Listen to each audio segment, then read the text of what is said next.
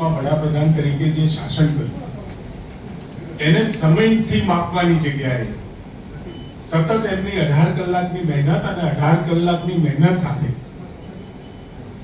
આપણી સરહદો, દેશની અંદર શાંતિ અને સુરક્ષાની પરિસ્થિતિ, પ્રત્યેક જણ સુધી જન કલ્યાણ, વિકાસ અને એના થકી પેદા થયેલો વિશ્વાસ, આ બધાને સાથે લઈ ભારતે અને ભારતના લોકોએ દુનિયાની અંદર જે વિકસિત થવાનો રસ્તો આદરણીય નરેન્દ્રભાઈ મોદી સાહેબે જે પ્રસ્તુત કર્યો હતો એમાં કેટલા આપણે આગળ વધ્યા છીએ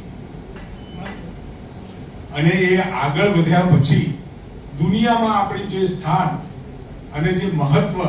અને જે આપણું ગૌરવ વધ્યું છે, પરંતુ સતત લગભગ 13 વર્ષ સુધી ગુજરાતની અંદર મુખ્યમંત્રી તરીકે અને સતત 12 વર્ષ સુધી અને એ પણ કેવું ઇલેક્ટેડ વડાપ્રધાન તરીકે સૌથી વધારે લાંબો કાર્યકાળ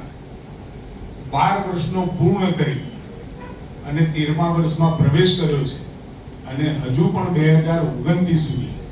એટલે કે સતત 15 વર્ષ સુધી એમનું નેતૃત્વ આપણને પ્રાપ્ત થવાનું છે. અનેક સિદ્ધિઓ આપણે હાંસલ કરી છે. અનેક સિદ્ધિઓની સાથે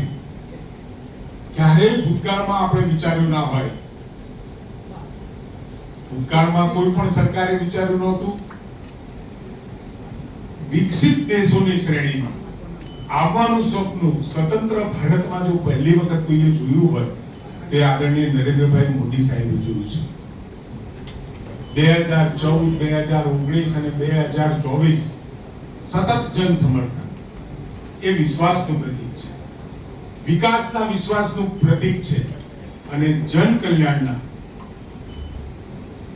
વિશ્વાસનું એ પ્રતીક અને સતત લોકોના હૃદયમાં લોકો માટે કંઈક કરતી સરકાર અને સરકારો ઉપરનો વિશ્વાસ, જનપ્રતિનિધિઓ ઉપરનો વિશ્વાસ અને સાથે સમયની સાથે બદલાતા યુગમાં 21મી સદીના યુગ પરિવર્તક તરીકે નરેન્દ્રભાઈએ જે કીર્તિમાનો સ્થાપિત કર્યા છે એ વાત સંક્ષિપ્તમાં આપને સૌને કહેવા માટે અમે સૌ ઉપસ્થિત થયા છીએ. અમારા પ્રમુખ બેન શ્રી દર્શનાબેન, મેયર શ્રી, અમારા બંને સાંસદો અને સાથે આપ સૌ પત્રકાર મિત્રો, આ ભૂમિકા હું એટલા માટે બાંધી રહ્યો છું, એટલા બધા વિષયો સાથે જન કલ્યાણના કામો થયા છે, વિકાસના કામો થયા છે, ખૂબ મોટું લિસ્ટ છે. કદાચ તમે પ્રદર્શની જુઓ તો અમને એવું લાગે કે હજુ આ કામ તો બાકી રહી ગયું, આ લખવા જેવું હતું, આ નરેન્દ્રભાઈએ વડાપ્રધાન તરીકે જે સિદ્ધિ હાંસલ કરી હતી દર્શાવવા જેવી હતી. કેટલાય કામો એમના થકી થયા છે, પરંતુ જે મહત્વના કામો છે એ હું આપને કહેવા માંગીશ. સૌથી પહેલા તો વડાપ્રધાન તરીકે સતત ત્રીજી વખત ચૂંટાયા પછી એમના મનની અંદર મહિલાઓ, ખેડૂતો, યુવાનો અને ગરીબોનું જે સ્થાન હતું, પહેલી જો સહી એમને કોઈની કરી હોય તો પીએમ કિસાન સન્માન નિધિ કે જે આ કદાચ 20મી તારીખે એ 23મો હપ્તો પણ રિલીઝ કરવાના છે. એવી એક પીએમ કિસાન નિધિ સન્માન નિધિમાં એમને પહેલી જો સહી કરી હોય તો ખેડૂતો માટે કરી. જનધન ખાતા 58 કરોડ જેટલા જનધન ખાતા, એમાં 32 કરોડ